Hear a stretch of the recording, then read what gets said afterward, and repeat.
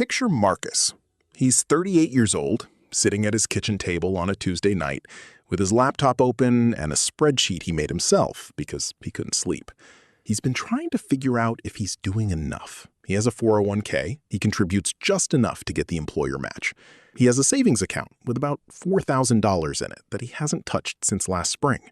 And he's been thinking for about 6 months now about whether he should start investing separately, something small, something he can actually afford. He keeps landing on the same number, $500 a month. And every time he gets there, he talks himself out of it. Because $500 a month sounds like a lot when you're staring at a grocery bill and a car insurance renewal and a kid who just outgrew every pair of shoes he owns. And even when he finds the $500, he's not sure it matters. He does the rough math at his head and thinks, $500 a month for 20 years is $120,000.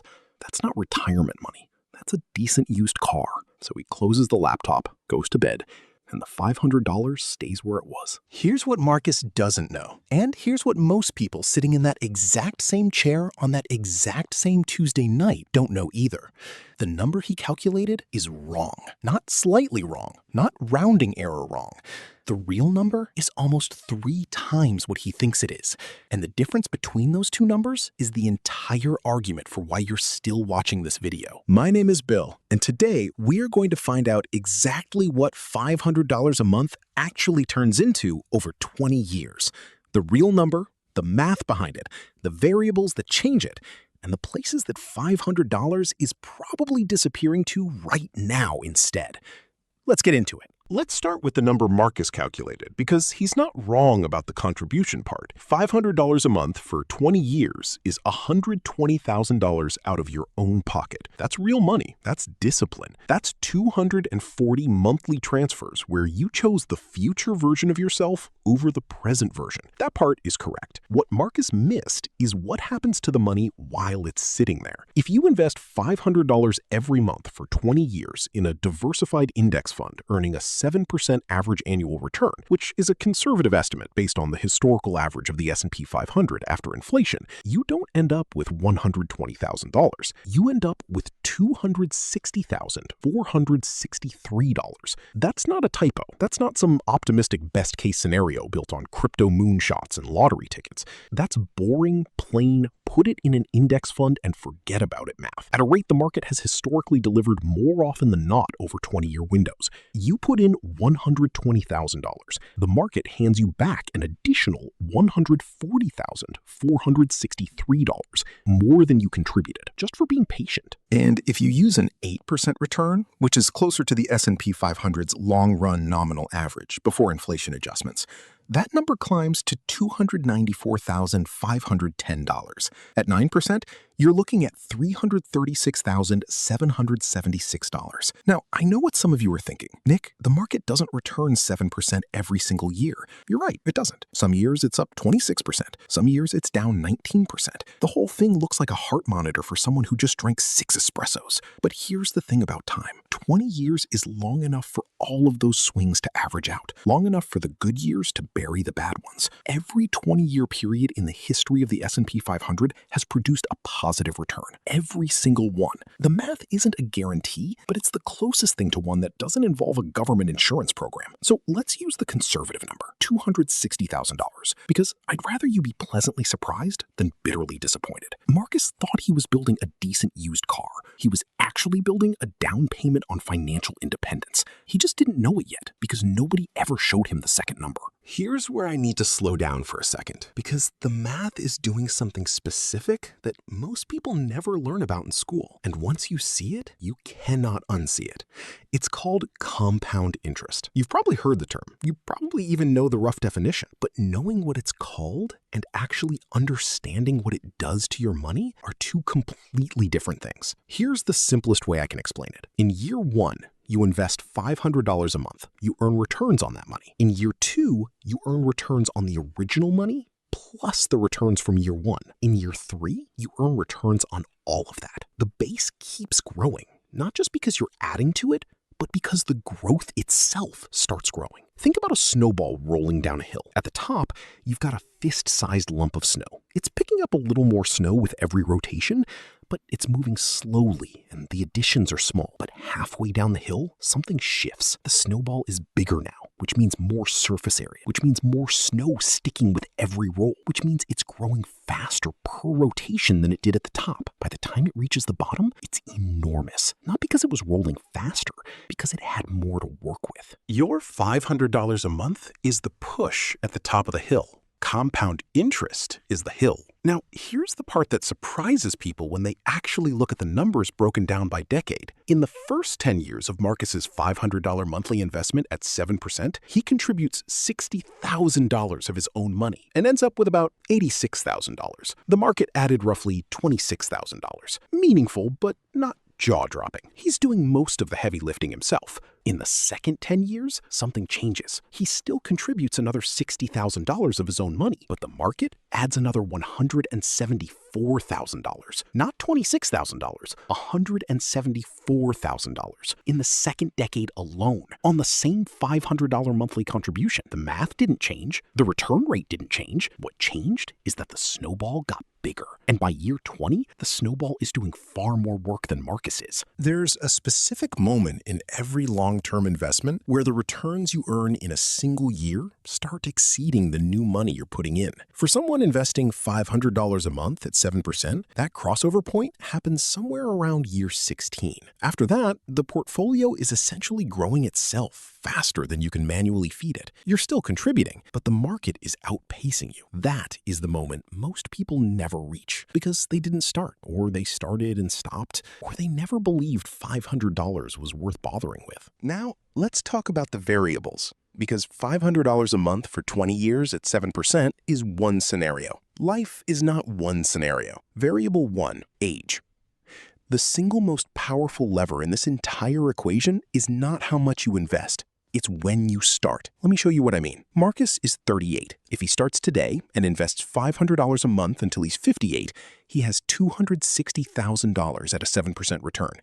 If he had started at 28 instead, that same $500 a month for 30 years becomes $566,764. More than double for the same monthly amount. The only difference is 10 years of starting sooner. And if he'd started at 25, he's looking at $730,000 over 33 years, $750,000 from $500 a month. Because time is not just a factor in this equation, time is the equation. Now, I know what you're thinking. You're thinking you're not 25. Neither is Marcus, neither are most of the people watching this. So let me run the numbers the other direction too, because this is important. If Marcus waits 5 more years before starting, starts at 43 instead of 38, and invests until 63, he gets $173,000, not $260,000. He lost $87,000 by waiting 5 years. That's not $87,000 he failed to contribute. That's $87,000 the math would have generated for him for free if he just started sooner. Every year you wait costs you more than a year of contributions. It costs you the compound growth that would have stacked on top of those contributions for the rest of the timeline. The financial industry calls this the opportunity cost of delay. I call it the most expensive form of procrastination available to a human being. Variable 2. What happens if you pause? Life doesn't run on a spreadsheet. Jobs end, emergencies happen, babies arrive, roofs leak.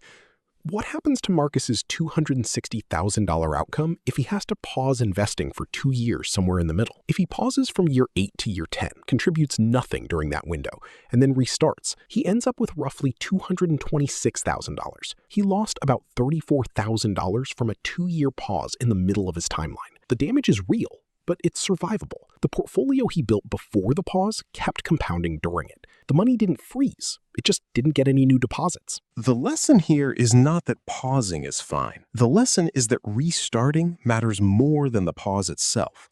The worst version of this story is the person who pauses, feels guilty, feels behind, decides it's not worth restarting because too much time has passed, and never gets back in. That pause costs them everything past the pause. The 2 years of missed contributions cost them $34,000. The decision not to restart costs them the other $226,000. Variable 3. What happens if you increase? If Marcus hits year 5 and decides to bump his contribution by $100 a month, going from $500 to $600, and keeps it there for the remaining 15 years, his final balance at 7% goes from $260,000 to around $302,000. One extra $100 a month, sustained for 15 years, added $42,000 to the outcome. That's the cost of one moderately priced dinner out per week, redirected for 15 years. I'm not saying never eat dinner out. I'm saying the math is worth knowing before you decide. All right. Here's the part of the video that's going to be slightly uncomfortable, but I think you can handle it because you've made it this far. If $500 a month turns into $260,000 over 20 years, the obvious next question is, where is that $500 actually going right now? Because for most Americans, it's not sitting in a brokerage account watching the snowball roll. It's somewhere else, several somewhere else's actually. And I want to show you exactly what those somewhere else's are costing in 20-year terms, because this changes the way you see ordinary spending. Let's go through the most common ones. First, the car payment upgrade. The average American car payment right now is just over $700 a month. Most people, when they're buying a car, are choosing between two versions of a vehicle, the one that costs $450 a month and the one that costs $650 a month. And they think the difference is $200 a month. It's not. The difference is $200 a month for 6 years, which is $14,400 in extra payments, plus higher insurance, plus the opportunity cost of investing that $200 instead. At 7% over 20 years, that $200 monthly difference becomes $104,000. You didn't just buy a nicer truck, you traded $104,000 of future wealth for leather seats and a bigger screen. Second, the subscription stack. The average American household is spending $219 a month on subscription services, according to recent consumer data. Streaming platforms, gym memberships they use twice a month, software tools, meal kit boxes that pile up by the door. Half of those subscriptions are ones people forgot they had. At $200 a month, redirected into an investment account at 7% over 20 years, you're looking at $104,000 in subscriptions for stuff that auto-renews while you sleep. Third, the dining and delivery creep. Food delivery apps have done something remarkable for convenience and something genuinely devastating for personal finance. The average American now spends about $166 a month on food delivery alone, separate from regular restaurant dining. Add a modest dining out budget on top of that, and many households are spending $400 to $500 a month on food that isn't groceries. I'm not here to tell you to eat sad lunches at your desk every day, but $150 a month redirected from delivery fees and markups into an investment account over 20 years at 7% becomes $78,000. That's not deprivation math. That's choosing which meal you actually need delivered math. Fourth, the lifestyle inflation trap. This one is sneakier than the others. Every time Marcus gets a raise, something happens. The raise lands in his checking account. The checking account looks bigger than usual. He upgrades something, a slightly nicer apartment, a better phone plan, a clothing budget that quietly expanded. The raise disappears into a higher baseline of spending, and he feels exactly as financially stretched as he did before the raise. This is called lifestyle inflation trap, and it is the silent killer of compounding. Every dollar of a raise that gets absorbed by a higher lifestyle instead of redirected into investments is a dollar that will never compound. If Marcus redirected just $500 of each annual raise into monthly investing instead of monthly spending, the math over 20 years becomes almost embarrassing to look at. I'm not saying any of these expenses are evil. I'm saying they have a 20-year price tag that nobody puts on the receipt. And when you start seeing the receipt clearly, some of these choices look very different. So where does that leave Marcus? And where does it leave you? Let's talk about what actually doing this looks like. Because I think one of the reasons people close the laptop and go to bed is that the mechanics feel murky. Like there are too many decisions before the first decision. What account, what to buy inside the account, how to set it up, whether they're doing it right. So let me make this as simple as possible. If Marcus is employed and his employer offers a 401k, the first $500 goes there, especially if there's any employer match he's not maximizing. Employer match is a 50 to 100% instant return on your contribution before the market does anything at all. There is no investment on earth that matches that math. Leaving employer match on the table to invest independently somewhere else is like turning down free money because you're not sure what color it is. If he has already maxed his employer match, the next move is a Roth IRA. In 2026, the contribution limit is $7,000 per year, which works out to $583 a month, almost exactly his target. A Roth IRA grows tax-free, which means when Marcus pulls that $260,000 out at retirement, he pays zero taxes on the growth. Zero. The government already took its share on the money going in. Everything the market built on top of it is his. Inside that account, Marcus does not need to pick stocks. He does not need to watch charts or read earnings reports or develop opinions about interest rate policy. He needs one thing: a broad market index fund, a total stock market fund, or an S&P 500 index fund with a low expense ratio. He buys it every month. He does not touch it. He does not check it every Tuesday when the market has a bad week. He lets the snowball roll. The final step is the most important one, and it has nothing to do with finance. He sets up an automatic transfer. On the same day every month, the money moves from checking to investment account without Marcus having to decide to do it, because the version of Marcus who has to make an active decision to invest every single month is going to skip a few months. The version of Marcus who automated it 5 years ago is going to have $260,000 at 58. The only difference between those two versions of Marcus is one conversation with his bank's mobile app. That's the plan. It's not a guru plan. It's not a get-rich-quick plan. It's not a plan that requires a financial advisor or a brokerage account with a minimum balance that feels out of reach. It's $500 a month, automatically invested in a boring index fund inside a tax-advantaged account for 20 years. That's it. That's the whole thing. Back to Marcus. It's still Tuesday night. The laptop is still open. The spreadsheet is still there. He did the math himself. He got to $120,000 and talked himself out of it. What he didn't calculate was the other $140,000, the part he didn't have to earn, the part the math was going to hand him just for starting. And here's the thing I want you to sit with before you close this video. The $500 that feels too small to matter is not a down payment on a decent used car. It's a conversation with your future self. And your future self doesn't care how many months the money felt tight. They care whether the automatic transfer was running. If your number isn't $500, that's fine. Run it with $200.